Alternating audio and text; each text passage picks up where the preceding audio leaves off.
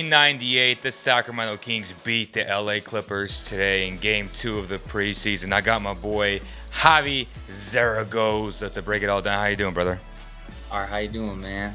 Good way to start off the evening, late evening at this particular hour. No doubt, man.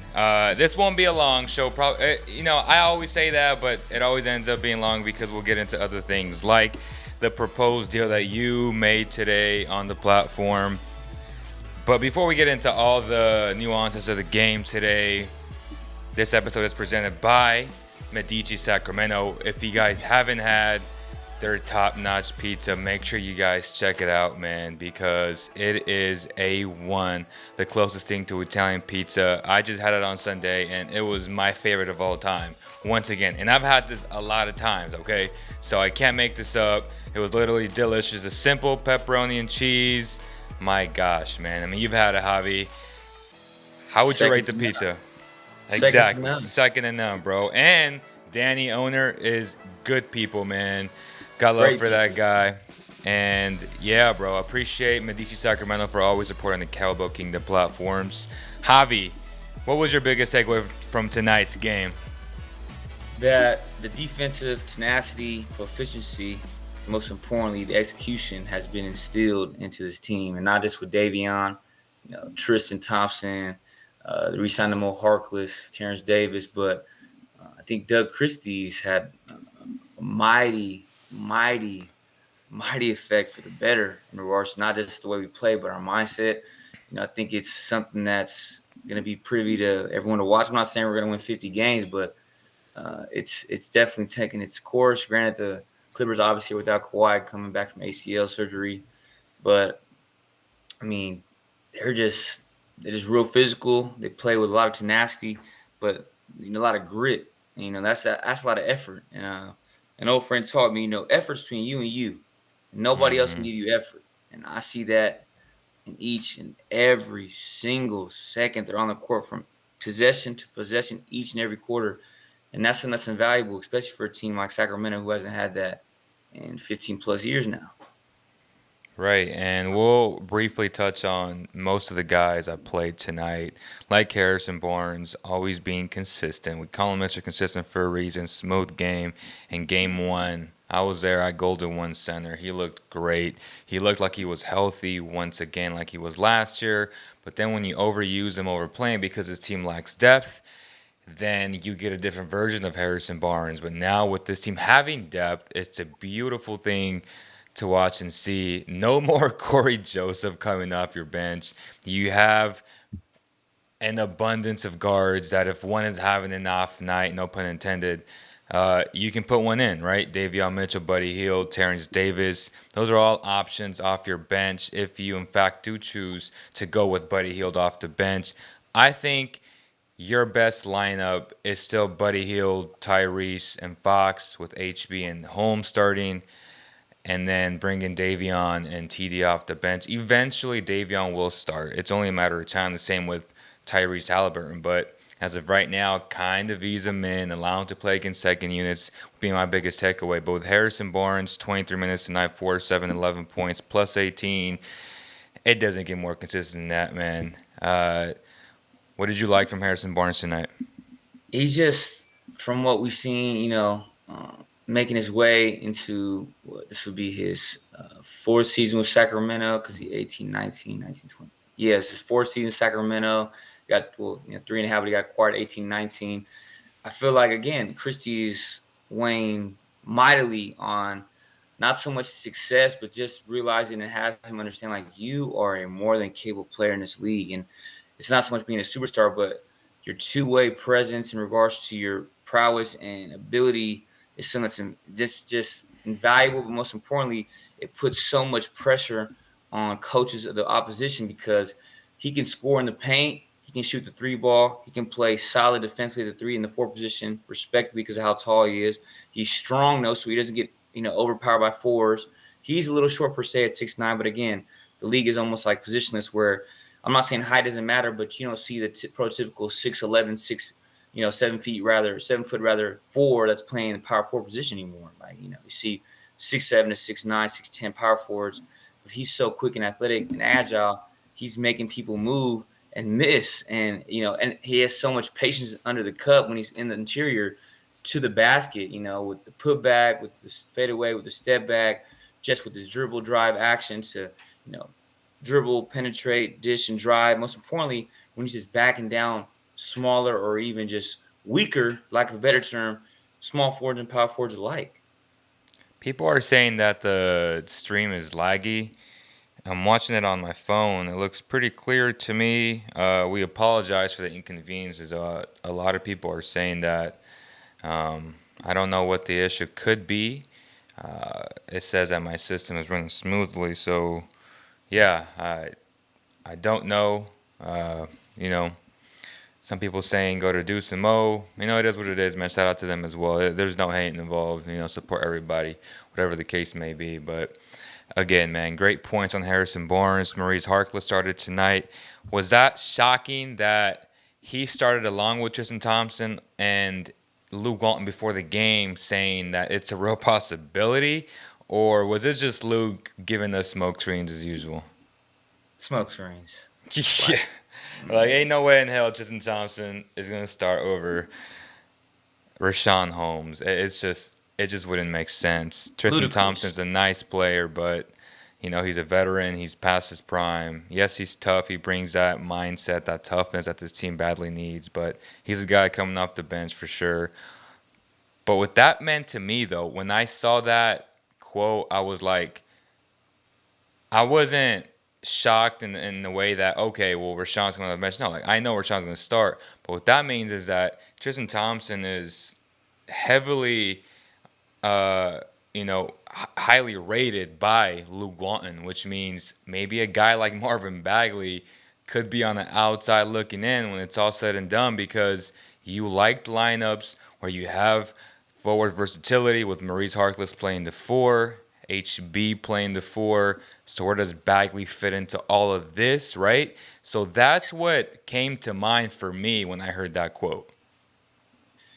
It's sad to see and more than discouraging when you've seen him play at the end of the fourth quarter. Like, I know I even say per se garbage time because it's a game that doesn't count, but it's just like, are they trying to just, get him extra work, get him extra time, more minutes? You trying to like showcase him, but it's definitely like, why are you in the game with Lewis King and them? It's a head scratcher.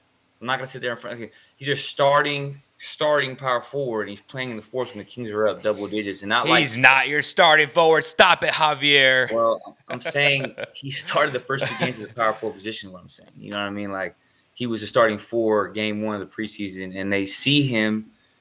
Unless obviously they probably, like I said, what I'm saying, they're trying to see what they have in him before the restricted free agency comes up. Whether they're going to trade him at the deadline, trade him now for what I said in, my more than proficient trade idea today, or whether they just let him walk entirely or sign and trade in the offseason. But it's just like, you look at things logistically, he's playing the four position in a game that the Kings are up by 20 plus, and you're just like, what?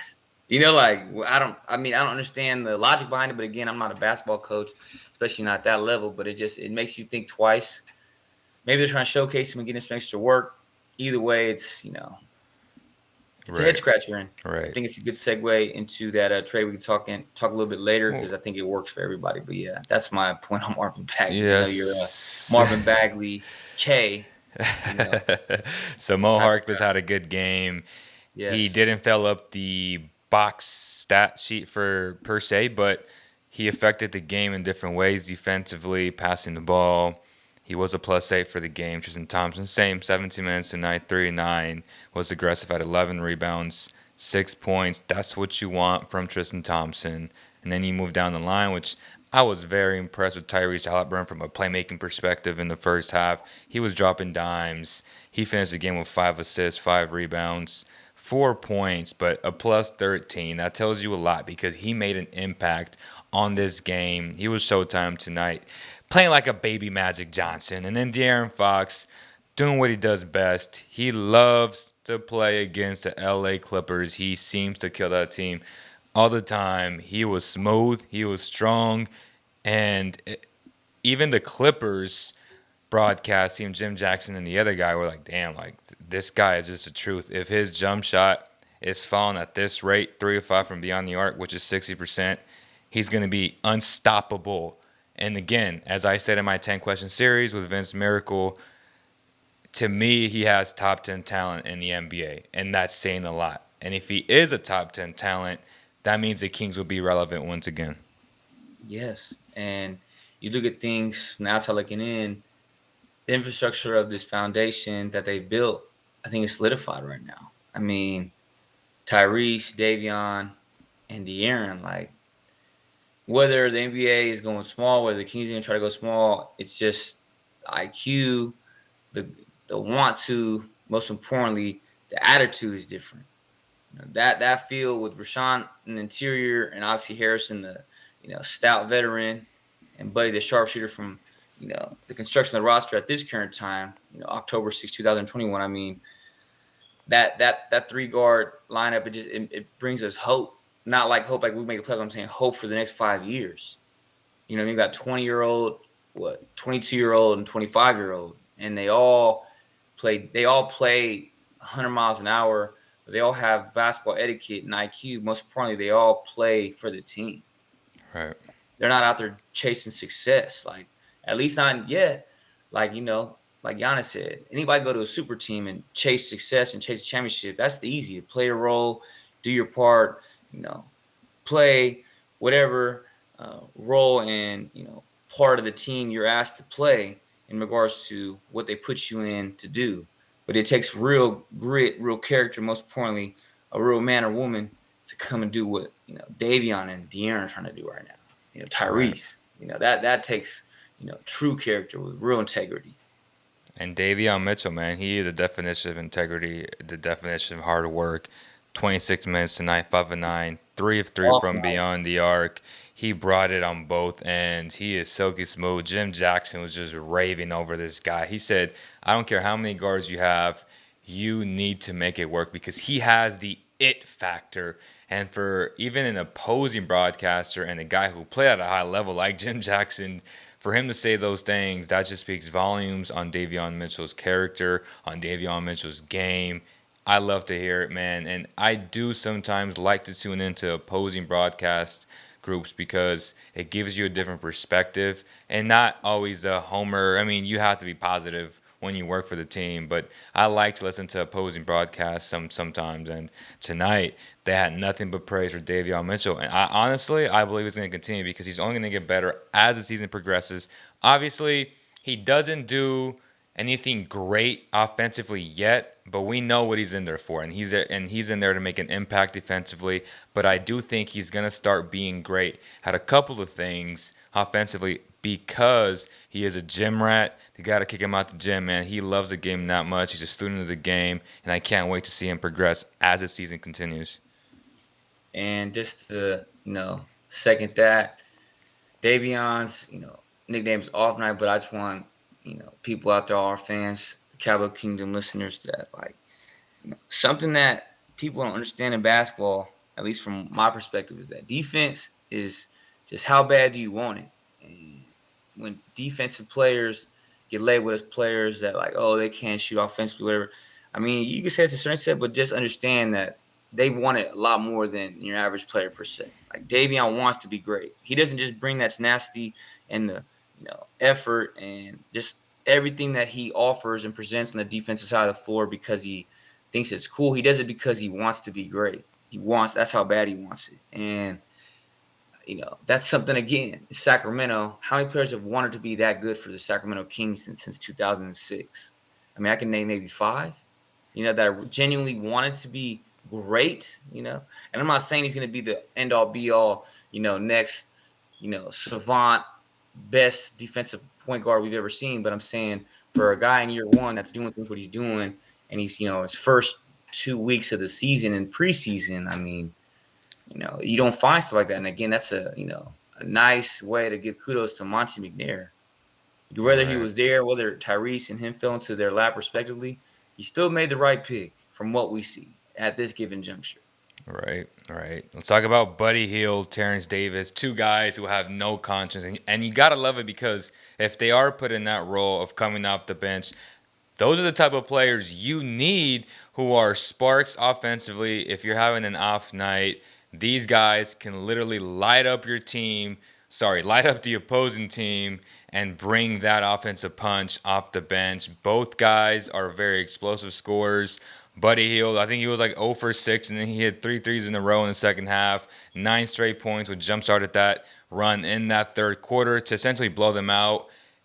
It's crazy because we both know how much work Buddy puts into his craft.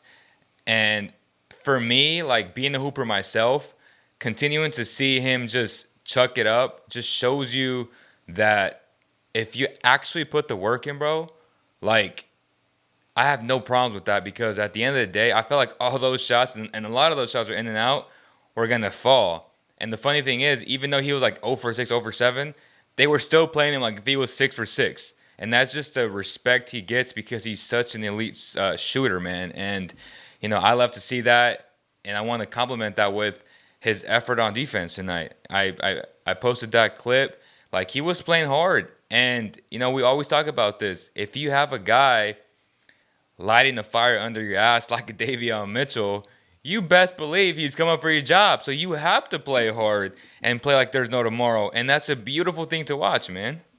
Yeah, and again, when Buddy was 1 for 7 in the first half from three, at least from the field at that particular time, people are like, "Oh, Buddy," but again, doesn't get in his own head. Short memory. Most importantly, he has mental toughness. He went to the second half after his intermission and said, "Hey, it's time to lock in. Let's go." That's over with. Move on to the next period. Move on to the next quarter.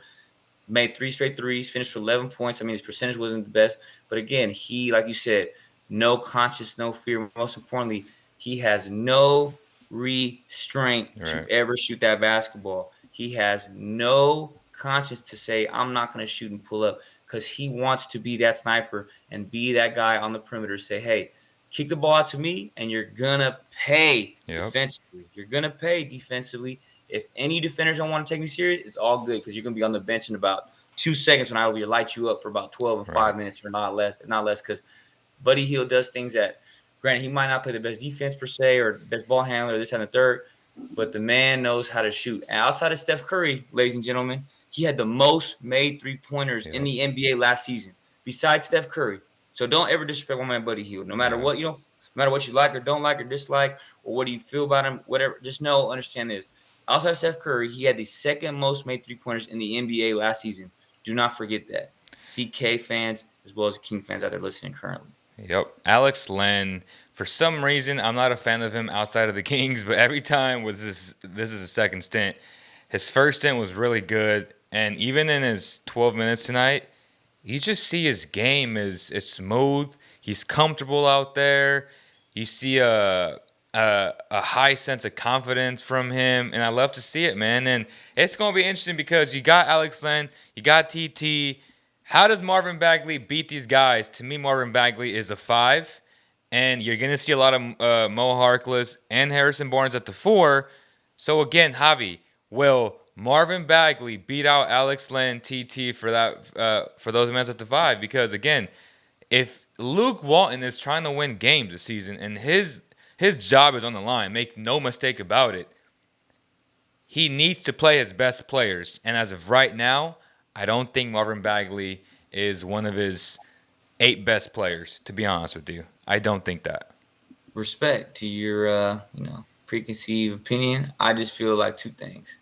I like the physicality that Lynn is bringing. Alex Lynn is bringing a physical sense that we haven't had. I'm not saying since he left, but I'm saying we haven't seen consistently, obviously, in a long time in the interior outside of Rashawn. Marvin, I really hope Monty just looks at my trade proposal. I know it's humongously and more than egregiously far-fetched, but I'm telling you, I think it's best for all parties and all three. I think I want to have Marvin have success here, but I'm saying for where the Sixers are at, where the Rockets are at, and where we're at, I feel like it's a win, win, win for everybody. Fresh start, fresh start, fresh start for all three parties and all players included and involved in the deal. All right, well, let's transition into it. We hope you guys enjoyed this recap of the Clippers versus the Kings from Staples Center tonight. The Kings blew them out once again. It wasn't really a game. They were down by 26 at one point. The Clippers got that lead down to about 15 with the third stringers in. It is what it is, bro. But let's talk about this proposed deal. Make sure you guys like, share, and subscribe. We had a lot of people watching earlier. Again, I've been told that the stream is fine now. We apologize for any inconveniences. I never got a lag on my end, but that doesn't mean that it didn't happen. So, again, we apologize for that. Let's pull up the successful trade proposal from Javi. I like the deal. I love the deal for the Kings. I love the deal for the Rockets. But after really thinking about it later throughout the day, there was a lot of pushback from Sixer fans. And I understand why, because there's a lot of ifs for the Sixers. John Wall is the biggest if, but if he does return to form the way we know John Wall can when he's healthy, then it's a very good trade. But if he doesn't, then that's where the concern lies on. And even with those picks, like the Sixers are in a win now mode. They're trying to win the NBA championship. So honestly, those picks are irrelevant to them in the short term. In the long term, it could help, it could not. I made them lottery protected. That probably won't, fly with Daryl Morey. Honestly, like they're going to be probably unprotected if anything. But, I was like, well, just make them lottery protected. And you guys see the trade on the screen right now. Javi, after proposing his deal and thinking about it for a few hours, has anything changed in your mind? No. And the reason why is real simple. You're playing chicken with a guy and Ben Simmons, a player of his caliber that whether you guys think he's good, bad, or indifferent, he's a 3-time All-Star and 2-time All-Defensive player, and he's willing to eat the salary and just not play. What leverage do they have? And everyone's saying, well, the big if of John Wall. Well, name me a better deal they have out there. They're going to get 4 first-round picks, a former NBA All-Star point guard, a sniper from the three-point line of Eric Gordon, and a more than capable 3 in Daniel House. And they get 4 first-round picks. Whether they're trying to play win now or not, if it goes bad, per se, they have the picks. They still have Shake Milton, and they still have Maxey. They give away Seth, obviously, but they get Gordon. They give away Danny Green, who's 35. I mean, what did they lose here? Furkan Korkmaz, again, Sixers fans are over here playing this. I don't like it. I'm never gonna agree to that. I'm not. You don't have any leverage. Like, what do you think that the NBA is just gonna walk a red velvet, walkway for Ben Simmons and any deal they want? Ben Simmons said, "I'm done with you guys." Like, I don't know why Sixers fans over here sticking to those guys. Like, oh, we're not taking that. Well, then you're not gonna have anything because. So, do you think the Sixers are gonna get CJ McCollum for him straight up? No. Why would the Blazers want to do that? They have no leverage in this case. And then they said, oh, the Kyrie Irving thing. Okay, go take Kyrie Irving. But you and me know damn well he is a headache minute to minute, if not second to second. So I don't want to hear about no Kyrie Irving for Ben. Hey, if you want to do that, props to you. But at the end of the day, if it ain't the coronavirus, if it ain't the earth flat, it'll be the NBA court is not a complimentary and healthy surge from the play on. It'll be something because he is just a head case. And I'm not saying he's not a great talent because he is. But I don't want no parts of Kyrie Irving with all that, I'm gonna get vaccinated. I'm not. End of the day, I respect the decision, but the NBA is where they're at with the vaccine. With the way the 76ers get a point guard with the starting lineup of John Wall. Think about this: John Wall, Eric Gordon, Matisse Thybulle, Tobias Harris, and Joel Embiid with Maxey, Milton, Daniel House, and 2 back, and then they have they got back the big from Drummond, and they'll find a back of 4 with 4 first-round picks. You're telling me that team is not top 3 in the East? Like where are we lost here? The Rockets get 2 expiring contracts. They get Tristan Thompson, obviously, and Bagley expiring, and Seth Curry's a sniper. Buddy Hield, I guess, the big contract, but they get first-round pick themselves, and Buddy Hield's a not more than fair deal, but he's a in today's NBA, it's a manageable contract. And the Kings, They give up 3 first-round picks, Buddy, Bagley, and obviously they give up, the picks that are needed, but they get back what they want, and they do take on Green and corresponds. But how can you sit there and say those 3 teams from the 76ers, Rockets, and Kings perspective don't win? I'm confused by that. I don't see how any Sixers fans can sit there and begrudgingly say we don't want that deal. Well, then name the deal you want, because all these deals of you getting you know, again, like I said, C.J. McCollum or Andrew Wiggins and the 2 first-round picks from this year and Wiseman. That's not happening. That's not happening. Name the deal and I'll tell you, okay, that's better. But you and me know dang well, no Sixers fan can sit there and say, honestly, they got a better deal on the table. No matter how much I don't like John Wall. John Wall has 2 years left on his deal, dog. It ain't like he got 5 years left. He got this year and next year. So if it goes bad, per se, they got 4 first-round picks, and they still have Milton and Maxey they kept. So tell me where the Sixers are losing. Tell me where the Rockets are losing. They're getting away from the John Wall contract. They get 2 expirings and a first-round pick, and we get what we want. The only deal that I would see that could trump this deal is if the Cavs would come into the frame, offer guys, say like Colin Sexton. That's where I would be afraid if I'm a Rockets fan, if I'm a Kings fan, because if you're a Rockets fan, you want this to happen. If you're a Kings fan, you want this to happen.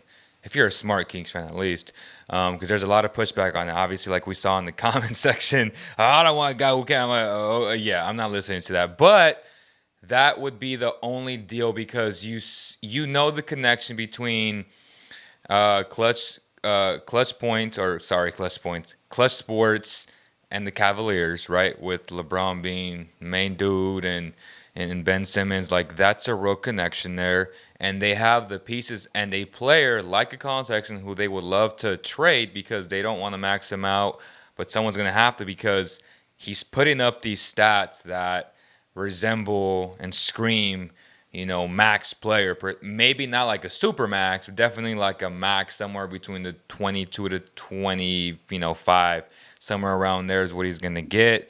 So if you're the Sixers, you might get some picks there, maybe an additional young player from the Cavaliers. And if you're the Cavs, you add Ben Simmons to Evan Mobley to Garland, who you have there, and Jared Allen. That is what you want to do. Why not? You can't. 2 things. For one, the salaries are not going to match. Ben Simmons making 35 plus. For number 2, the Sixers are not going to max out Colin Sexton. And number 3, what player are the Sixers taking back to make the salaries match? It does not work logistically. And I can't sit there and say Colin Sexton is a bad player, but there's no way you're going to tell me that Colin Sexton at this time... Well, I haven't put it in the machine yet, but I'm sure something could work. He's on a rookie deal. What do you mean? He's not making $33 million. This man Ben Simmons is making $33 million. You do forget that they have Kevin Love on the roster. So wait, you're telling me right now the Sixers right now we're going to take Kevin Love and Colin Sexton over what I proposed. That's a better deal for them? You can honestly say that? I don't know if that's a better.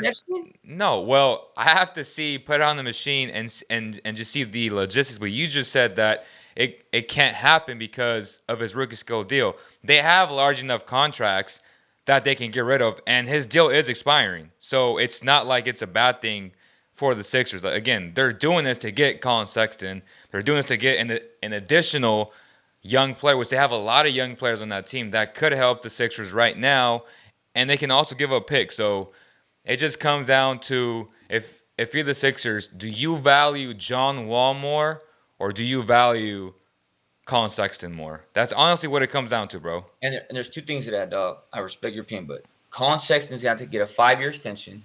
You get John Wall, it's a 2-year marriage, not a 5-year marriage. And if it doesn't work out, you can amnesty him. You can possibly trade him after this offseason. You get the picks. You get to keep both your guards.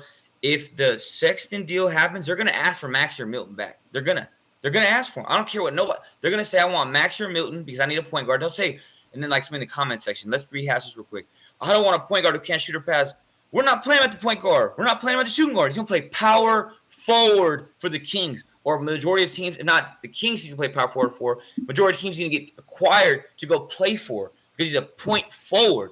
You don't have to convince me. You don't have to convince me. It's more of I'm I'm We speaking can't for have him Sixer play for the fans right Kings. now, though. Like I'm telling you what the vibes are in Philadelphia, and I'm telling you that they would prefer Colin Sexton over John Wall 10 out That of 10 times. and Like that's cool. That's that's cool. But the fans say that they don't like the vibe for staying in Philadelphia, and any ignorant and unknowing fan to think that Ben Simmons is not going to play point forward for the Kings or any other team is just oh that's yeah highly that's irrational and that's a different incompetent conversation. or incompetent in every way. But what I'm saying in this conversation is, regardless of their incompetency, is that they need to understand they don't care in regards to other teams and franchises what the Sixers fans want, what Morey wants, what the brass of the Sixers want. It's we don't care about what anything you're asking for because you have no leverage for the third time. He is not reporting. So I don't care how bad you want what you want. I don't care what you're asking for. I don't care what you think you're going to get. You're at the pleasure of the league, dog. And if you want to play chicken and sit on it, then be my guest. But the more time he wastes and the more money he forfeits, the less you're gonna get because everyone's gonna say, you know what? Why are we gonna give you anything you want when he's not even playing for you? And he said, I'll just sit out the whole year. Damn you. And you're gonna sit there and say, well, no, I don't want that deal. Excuse you. Well, He's not that's even one playing for you as perspective. it is. Well, that's one perspective. Both you and I, let's objectively, say the truth to our fans because they deserve the truth. I told you earlier that if I was the Sixers, I would not pay him. Hold out until the trade deadline because there will be a team who is desperate enough to say, hypothetically, say it's the Blazers. They're not playing well. They have a couple injuries. They always do, and ownership is, calling for the head of the GM or whatever. They have a brand new head coach in Chauncey Billups. Who knows, man? But that could be a team where they're like, okay, I'll offer you what you want, which it's CJ. At first, they didn't want CJ, right? And now it's like, shoot, he may be all I could get. But at the deadline, there's going to be a lot of teams on the bubble trying to make the playoffs, trying to make that championship run. Who knows? It could be the Golden State Warriors. And both you and I agree that if they get Ben Simmons, they're going to have a great chance to win the NBA championship once again. And guess what?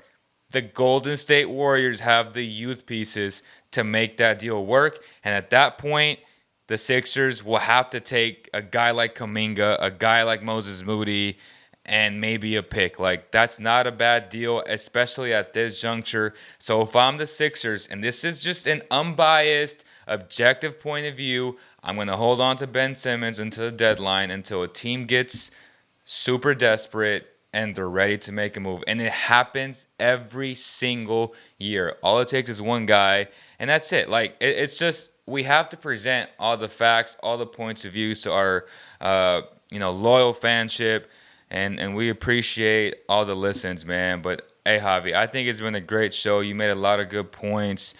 We recapped the entire Yes, game sir. today. You know, it's been fun, bro, and I feel like there is a lag on the stream on the phone. We're ahead of schedule a little bit, but we'll figure out all the logistics, all the technical difficulties on the next one. Don't know what happened, but I appreciate all the support, man. Any final words, Javi? I appreciate everybody listening, all my CK fans and listeners, and it's gonna be a good live. And most importantly, it's gonna be a game-changing moment in time for the Sacramento Kings, for better, for worse, or indifferent. But this will be the season that presents the turning point in this franchise. I agree with that. I agree. I think they'll at least win 42 games this year. I really